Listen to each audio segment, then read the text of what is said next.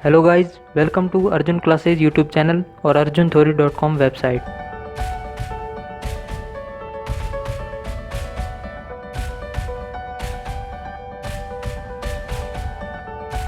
चलिए शुरू करते हैं आज की क्लास। तो आज की क्लास में अपन नया चैप्टर स्टार्ट करने वाले हैं, क्लास 12 फिजिक्स का नया चैप्टर गाउस प्रमेय तथा इसके अनुप्रयोग, यानी Gauss theorem and its application. ठीक है, तो ये शुरू करने से पहले मैं बताना चाहूँगा कि आपको सिर्फ इस चैप्टर को समझने में ध्यान देना है। नोट्स लिखने की कोई ज़रूरत नहीं है, क्योंकि प्रॉपर लिखे हुए नोट्स आपको मिल जाएंगे। डिस्क्रिप्शन में लिंक दिया हुआ है, वहाँ से आप ले सकते हैं। ठीक है, और आप एक बार उनको चेक करें। अगर आप वहाँ से नहीं ले रहे हैं, फिर आप साथ साथ नोट्स ज़रूर लिखें, क्योंकि ये वो नोट्स हैं जिनमें से बोर्ड में 100% इन्हीं में से आने वाला है। ठीक है, ये 100% गारंटी है कि बोर्ड में जो मैंने नोट्स बनाए इनमें से ही आएगा। आप डिस्क्रिप्शन में लिंक दिए हुए वहाँ से ले सकते हैं। ठीक है, तो इस चैप्टर में सबसे पहला टॉपिक अपन देखेंगे विद्युत फ्लक्स, यानी फाई। इसको फाई से डिनोट करते हैं, विद्युत फ्लक्स। ये क्या होता है सबसे पहले ये देखेंगे। किसी पृष्ठ क्षेत्रफल से गुजरने वाली विद्युत बल रेखाओं की संख्या को विद्युत फ्लक्स कहते हैं। ठीक है, किसी पृष्ठ क्षेत्रफल, जैसे ये कोई पृष्ठ क्षेत्रफल है, ये इतना कोई पृष्ठ क्षेत्रफल है, इसको मैं किसी विद्युत क्षेत्र में ले जाकर रख देता हूँ, तो इसमें से कितनी विद्युत बल रेखाएं पास होंगी इधर से इधर। ठीक है, उसको अपन क्या बोलेंगे, इस पृष्ठ क्षेत्रफल का विद्युत फ्लक्स। ठीक है, आई बात समझ में। जैसे एक एग्जांपल देखते हैं, ये एक प्लस क्यू आवेश है, तो अपने को पता है प्लस क्यू आवेश से हमेशा विद्युत बल रेखाएं बाहर की तरफ निकलती है, तो ये बाहर की तरफ निकल रही है। इसमें अपन को ये पृष्ठ मतलब क्षेत्रफल समझो आप, उस क्षेत्रफल को इसके अंदर अगर अपन रखते हैं तो उसमें से विद्युत बल रेखाएं पास होंगी, सीधी सी बात है। तो मैंने पहली कंडीशन में ये यहाँ रखा, दूसरी कंडीशन में यहाँ रखा। ठीक है, पृष्ठ क्षेत्रफल वही है। ठीक है, अलग अलग पेन से मैंने इसलिए दर्शाया ताकि कंडीशन आपको पता लग सके। फर्स्ट कंडीशन में यहाँ रखा था, सेकंड कंडीशन में यहाँ। ठीक है, वही क्षेत्रफल है, यानी कि क्षेत्रफल इसका कांस्टेंट है। तो पहले अब मैं अपने यहाँ रखा, तो इसमें से ज़्यादा विद्युत बल रेखाएं गुजर रही है। जैसे देखो 1 2 3, हालांकि यहाँ 3 नहीं होगी, बहुत ज़्यादा विद्युत बल रेखाएं निकलती है प्लस क्यू आवेश से। ठीक है, लेकिन ये अपन ने समझने के लिए इतनी विद्युत बल रेखाएं बनाई है, तो इसमें से 3 गुजर रही है, समझने के लिए आप समझ सकते हैं, और इसमें से 1 गुजर रही है, लेकिन क्षेत्रफल तो वही है, लेकिन इसमें से कम गुजर रही है, इसमें से ज़्यादा गुजर रही है। तो अपन यहाँ से एक बात कह सकते हैं कि किसी आवेश के पास अगर जितना पास पृष्ठ क्षेत्रफल रखेंगे, उसका विद्युत फ्लक्स, यानी कि उसमें से गुजरने वाली विद्युत बल रेखाएं उतनी ज़्यादा होगी, और दूर जैसे जैसे लेते जाएंगे उसमें विद्युत फ्लक्स कम गुजरेगा, यानी कि विद्युत बल रेखाएं कम गुजरेगी। कारण ये होता है क्योंकि अपन जैसे जैसे आवेश से दूर जाते हैं तो विद्युत क्षेत्र क्या होता है, E = KQ/R²। यहाँ से अपने को पता लग रहा है कि जैसे जैसे दूरी बढ़ती है तो R बढ़ता है तो E कम होता है, यानी विद्युत क्षेत्र कम होता है। तो अपने को पता है विद्युत क्षेत्र कम होता है मतलब विद्युत बल रेखाएं कम होती है, क्योंकि विद्युत बल रेखाएं तो दर्शाती है कि वहाँ क्षेत्र कितना है। ठीक है, तो समझ में आई बात कि जैसे जैसे आवेश से पृष्ठ अपन दूर ले जाएंगे, विद्युत फ्लक्स उसका कम होता जाएगा। तो इसमें से अभी तक आपको यही समझना है। ठीक है, तो इसका φ1 मैं समझ लेता हूँ, इसमें से गुजरने वाला फ्लक्स और इसमें से गुजरने वाला फ्लक्स φ2। तो ये है φ1, पृष्ठ क्षेत्रफल ब्लैक, यानी कि जैसे मैंने ब्लैक पेन से दर्शाया, से गुजरने वाली बल रेखाओं की संख्या या फ्लक्स, ये है φ1। और φ2 क्या है, इस रेड पृष्ठ क्षेत्रफल रेड से गुजरने वाली बल रेखाओं की संख्या या फ्लक्स। तो φ1 इज़ ग्रेटर देन φ2, यानी कि φ1 यानी इसमें से गुजरने वाला फ्लक्स ज़्यादा होगा φ2 से। ठीक है, तो यहाँ से आपको ये नोट ध्यान में रखना है कि पृष्ठ क्षेत्रफल की, ये नोट वैसे मैंने बता दिया है, लेकिन मैं आपको एक बार पढ़ के भी बता देता हूँ।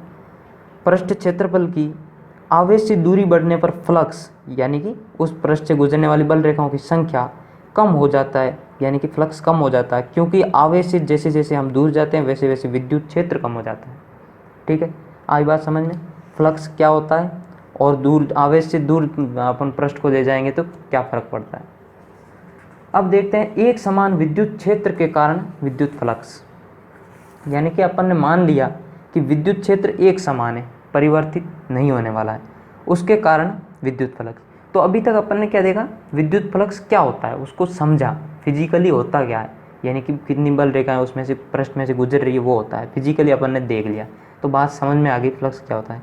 अब अपन फ्लक्स का फॉर्मूला देखेंगे, ठीक है, क्योंकि एक साइंस का स्टूडेंट सिर्फ समझने से ही सेटिस्फाई नहीं होता, क्योंकि उसको प्रूफ भी चाहिए होता है। तो ये यहाँ से आपको मिलेगा प्रूफ, ठीक है, वहाँ से तो आपको समझ में आ गया, यहाँ से मिलेगा प्रूफ। तो देखो, एक समान विद्युत क्षेत्र के कारण विद्युत फ्लक्स, माना एस पृष्ठ क्षेत्रफल एक समान विद्युत क्षेत्र ई सदिश में रखा है। ये माना मैंने ई सदिश कोई एक समान विद्युत क्षेत्र है जिसकी ना तो दिशा परिवर्तित होगी ना परिमाण, इसीलिए अपन इसको क्या कह सकते हैं, एक समान, ठीक है। तो मैंने मान लिया इस डायरेक्शन में ई सदिश बह रहा है, और इसमें अपन कोई एस पृष्ठ क्षेत्रफल वाला एक पृष्ठ ला के रख देते हैं इस ई सदिश के साथ, थीटा कोण के साथ, थीटा कोण पे, ठीक है। अब ये थीटा कोण किसके बीच में है, पृष्ठ के बीच में नहीं है, हमेशा ध्यान रखना, ये स्टूडेंट यहाँ कंफ्यूज होते हैं। ये थीटा कोण ई सदिश व एस सदिश के बीच में है। ये एस सदिश क्या है, इस पृष्ठ का नॉर्मल सदिश है। आई बात समझ में, नॉर्मल सदिश मतलब ये मान लो कोई पृष्ठ है, इसका नॉर्मल होगा ये, यानी कि ऐसे, इसका चलो नहीं दिख रहा है, ऐसे इस छोटे से समझाता हूँ, ऐसे, यानी कि इसके परपेंडिकुलर, तो इसका ये ऐसे है एस, इसका परपेंडिकुलर जो सदिश होगा ऊपर की तरफ या नीचे की तरफ, यानी कि इसके परपेंडिकुलर लंबवत, उसको अपन क्या बोलेंगे, एस सदिश, यानी कि पृष्ठ क्षेत्रफल का सदिश या एस वेक्टर, ठीक है। तो ये एस वेक्टर इस पृष्ठ क्षेत्रफल के लंबवत जो सदिश होगा उसके और ई सदिश के बीच का कोण थीटा, इस थीटा एंगल पे अपन ला के रख दिया, तो इससे गुजरने वाला जो फ्लक्स होगा वो होगा ई सदिश डॉट एस सदिश। ये डॉट प्रोडक्ट है, ये आपने वेक्टर में पढ़ा होगा, वेक्टर यानी सदिश, ठीक है।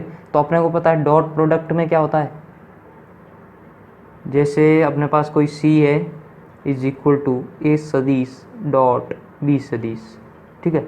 तो अपन इसको क्या लिख सकते हैं वेक्टर में, वेक्टर ये है, डॉट प्रोडक्ट में अपन क्या लिख सकते हैं, ए का मोड बी का मोड कॉस थीटा, या इसको ए बी कॉस थीटा भी लिख सकते हैं।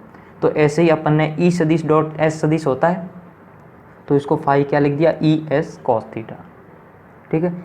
अब यहाँ आपको ध्यान रखना, जहाँ ई क्या है, विद्युत क्षेत्र है, एस क्षेत्रफल सदिश है, हमेशा ध्यान रखना क्षेत्रफल सदिश है, यानी कि इस पृष्ठ के लंबवत वाला सदिश, और थीटा ई सदिश व एस सदिश के मध्य कोण है।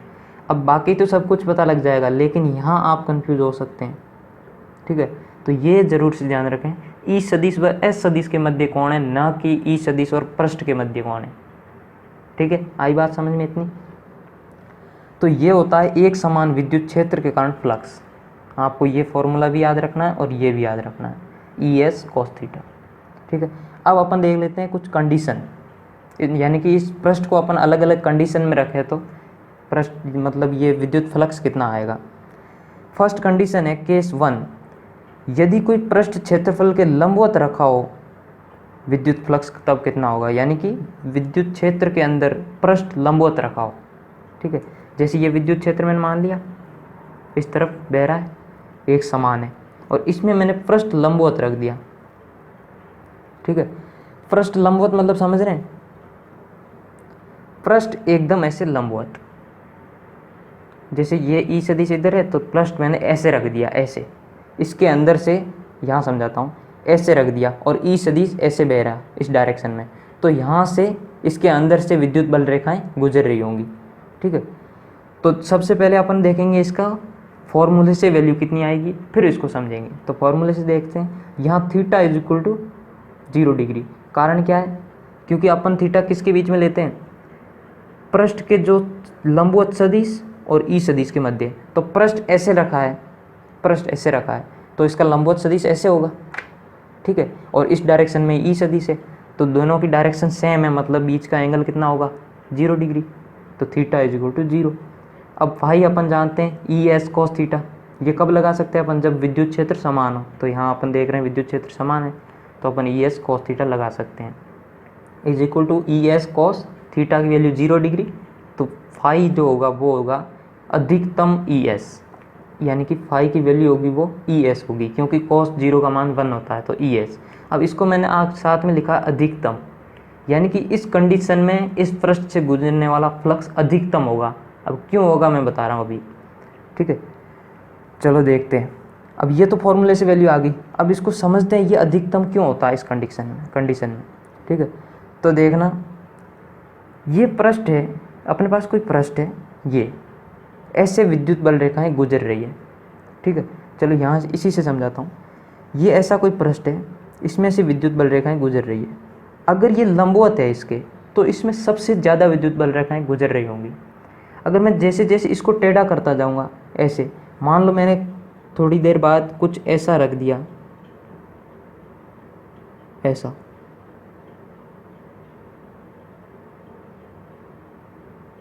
ऐसा, ठीक है। तो इसमें से एक विद्युत बल रेखा गुजर रही है, जबकि इस कंडीशन में 3 गुजर रही थी। यानी कि समझ रहे हैं इसकी कहानी, कि जब इसके लंबवत रहेगा तो सारी की सारी विद्युत बल रेखाएं इसमें से गुजर रही होंगी, लेकिन जैसे जैसे करते रहेंगे ऐसे किसी के कोण थीटा पे टिल्ट करते रहेंगे, वैसे वैसे विद्युत बल रेखाएं ऊपर से या नीचे से गुजरती रहेगी। तो वैसे वैसे विद्युत फ्लक्स कम होता रहेगा, क्योंकि विद्युत फ्लक्स क्या होता है, उसमें से कितनी बल रेखाएं गुजर रही है। तो आई बात समझ में। यहाँ मैंने अधिकतम क्यों लिखा था, क्योंकि इस कंडीशन में सबसे ज़्यादा विद्युत बल रेखाएं गुजर रही होंगी। अब देखते हैं नेक्स्ट केस, यदि कोई पृष्ठ विद्युत क्षेत्र के समांतर रखा हो, ठीक है। अब मैंने क्या किया, इस पृष्ठ को विद्युत क्षेत्र के समांतर रख दिया, यानी कि विद्युत बल रेखाएं ऐसे गुजर रही थी, ऐसे, और इसके समांतर मैंने कोई पृष्ठ रख दिया, तो इसमें से कोई विद्युत बल रेखाएं नहीं गुजरेगी, क्योंकि सारी ऊपर से निकल जाएंगी या नीचे से निकल जाएंगी, इसके अंदर से कोई नहीं गुजरेगी, क्योंकि ये पृष्ठ बहुत पतला सा पृष्ठ है, उसमें से कोई विद्युत बल रेखा नहीं गुजरेगी। तो इस कंडीशन में सबसे कम जो होगा वो होगा, क्योंकि कोई एक भी विद्युत बल रेखा नहीं गुजर रही, तो ये 0 होगा, ठीक है। ये आ गया आपको फिजिकली समझ में। अब इसको फॉर्मूले से भी देख लेते हैं। तो फॉर्मूले से अपन ऐसे देखेंगे कि ये ई सदिश है इस डायरेक्शन में, विद्युत क्षेत्र एक समान। अब इसमें अपने को क्या कहा है, पृष्ठ को कहाँ रखना है, समांतर रखना है। पृष्ठ को समांतर रखना है तो ऐसे रखेंगे पृष्ठ को, तो ये मैंने ऐसे समांतर रख दिया, ई सदिश के समांतर है पृष्ठ। तो अपन अब देखेंगे थीटा, क्योंकि फाई की वैल्यू क्या होती है, ई एस कॉस थीटा। तो थीटा क्या होगा, थीटा हमेशा होता है ई सदिश और इस पृष्ठ के लंबवत सदिश के मध्य का कोण। तो ई सदिश ऐसे है, इस पृष्ठ का लंबवत सदिश क्या होगा, ऊपर। तो इन ई सदिश और एस सदिश के बीच एंगल कितना आएगा, 90 डिग्री। तो theta is equal to 90 degree. Phi is equal to E S cos theta, ये हम जानते हैं। तो E S cos 90 degree, cos 90 की वैल्यू होती है 0, इसलिए फाई न्यूनतम इज इक्वल टू 0। न्यूनतम क्यों होता है आपको समझ में आ गया होगा, क्योंकि इसमें से इस कंडीशन में कोई विद्युत बल रेखा नहीं गुजरेगी, ठीक है। तो आगे बात समझ में। अब ये हुआ एक समान विद्युत क्षेत्र के कारण विद्युत फ्लक्स, लेकिन अपन जानते हैं विद्युत क्षेत्र तो असमान भी हो सकता है, ठीक है। तो अब देखते हैं असमान विद्युत क्षेत्र में विद्युत फ्लक्स।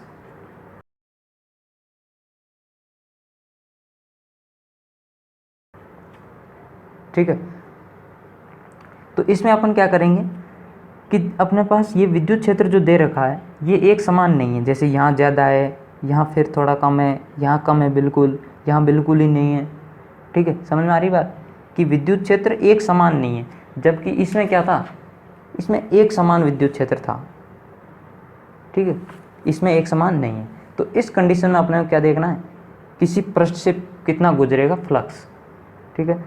तो अपन क्या करेंगे, इसमें अपन क्या है, इस पृष्ठ में एक समान विद्युत क्षेत्र नहीं मान सकते, तो अपन क्या करेंगे, एक छोटा सा पृष्ठ लेंगे, एक इतना छोटा जो कि लगभग 0 होगा, 0 नहीं होगा लेकिन लगभग 0।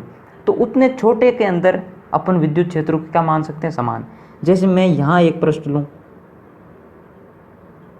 ठीक है, यहाँ एक पृष्ठ लूँ, इतना छोटा है कि ये एक समान में मान सकता हूँ उसमें, ठीक है। जैसे यहाँ कोई पृष्ठ लूँ, वैसे ही मैंने यहाँ एक कोई पृष्ठ ले लिया जिसमें मैंने मान लिया कि विद्युत क्षेत्र एक समान है, ठीक है। तो इस पृष्ठ को मैं नाम दे देता हूँ डी एस सदिश, यानी कि इस पृष्ठ का क्षेत्रफल जो है वो है डी एस, क्योंकि इस पूरे का है एस। डी का मतलब बहुत छोटा, इतना छोटा कि लगभग 0, ठीक है।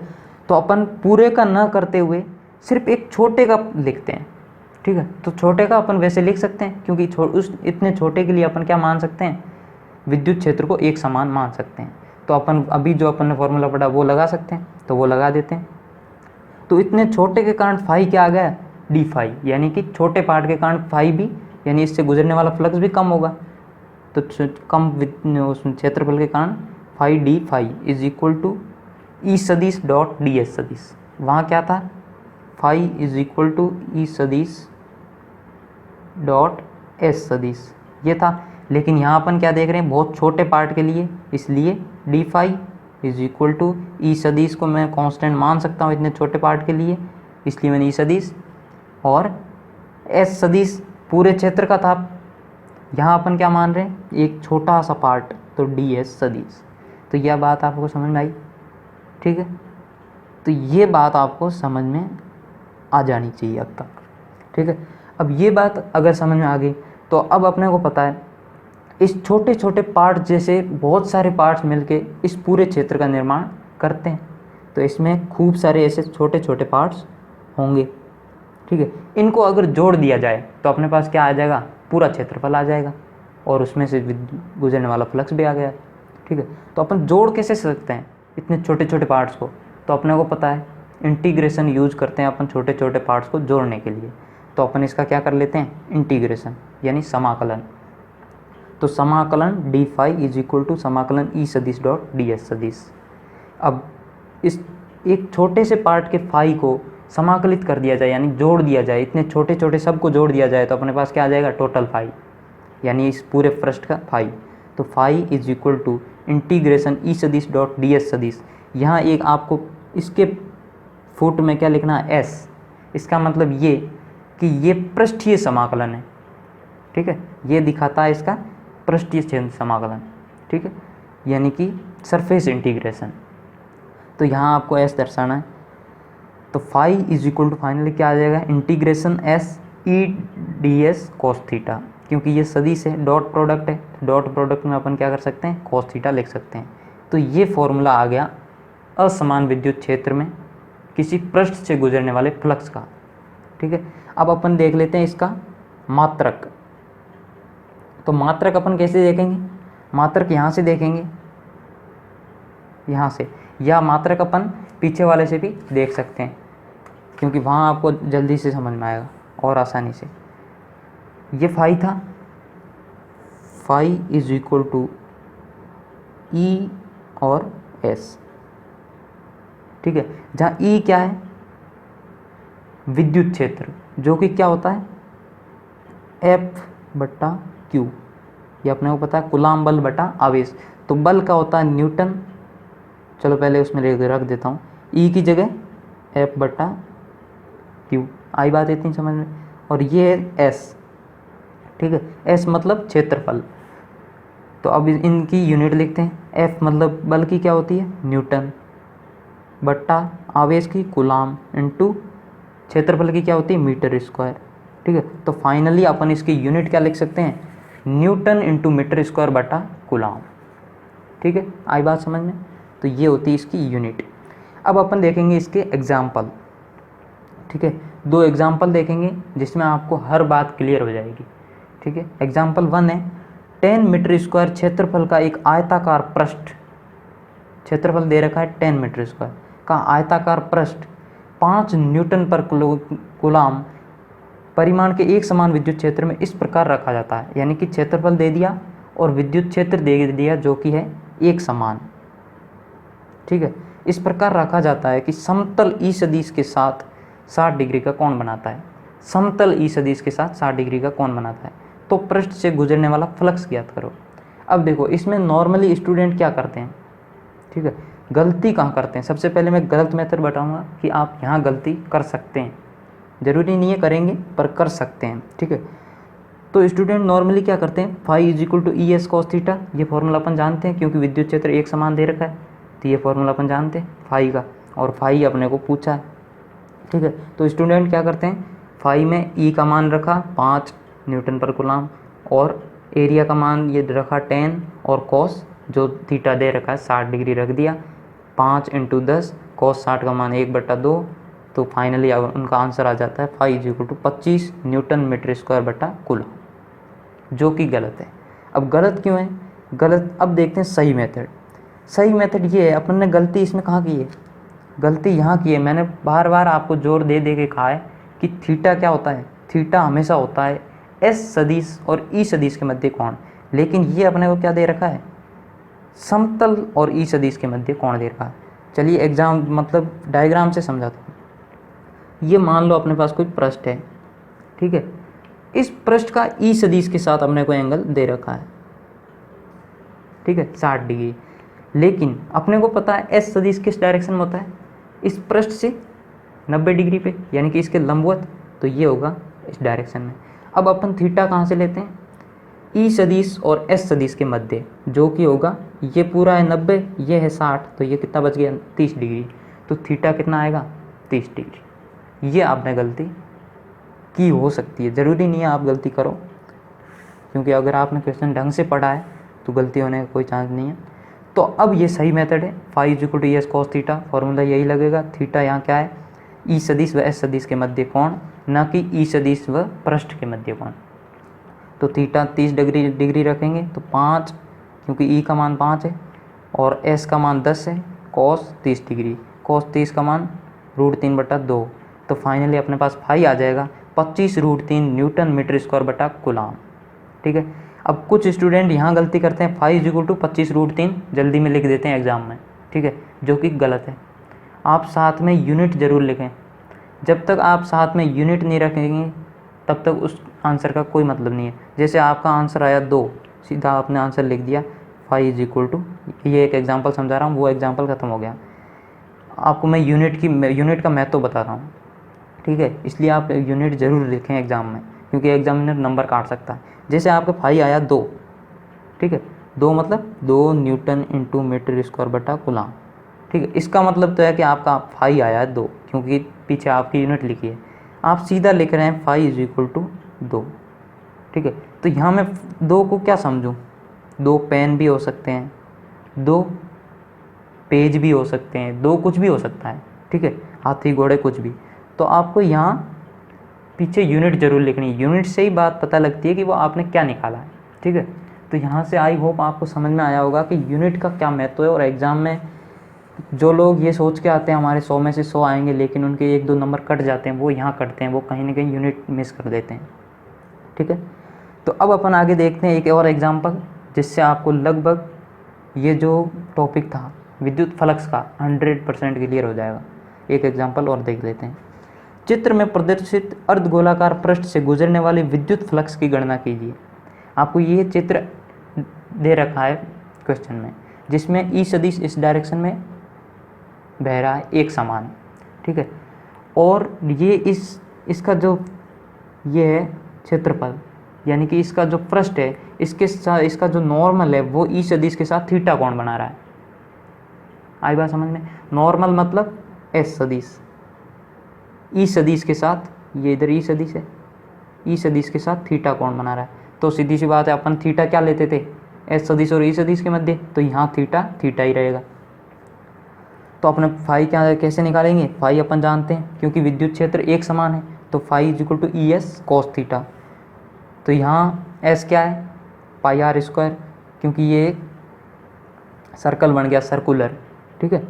तो सर्कुलर का क्या होता है क्षेत्रफल? ई पाई आर स्क्वायर और कॉस थीटा।